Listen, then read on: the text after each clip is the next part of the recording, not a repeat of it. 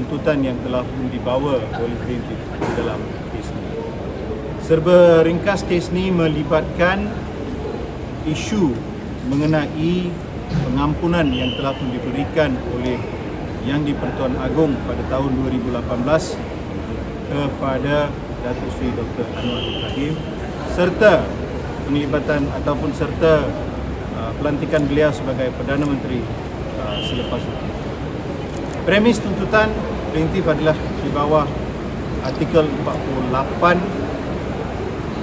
Perlembagaan Persekutuan, di mana menyatakan bahawa pengampunan yang telah diberikan tidak mempunyai secara ekspres pengecualian untuk beliau, iaitu untuk Datuk Seri Anwar bertanding dalam masa 5 tahun dari tarikh pengampunan.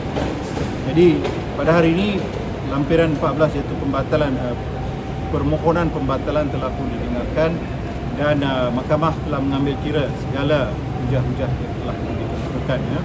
Jadi premis kita adalah bahawa ini bukanlah satu election petition, tetapi ini adalah satu permohonan di bawah Perlembagaan Persekutuan, yang mana kita mengatakan, anak guam saya mengatakan bahawa pengampunan tersebut tidak menyatakan secara ekspres bahawa Datuk Seri Anwar Ibrahim dikecualikan daripada disqualification yang dinyatakan di bawah artikel 48.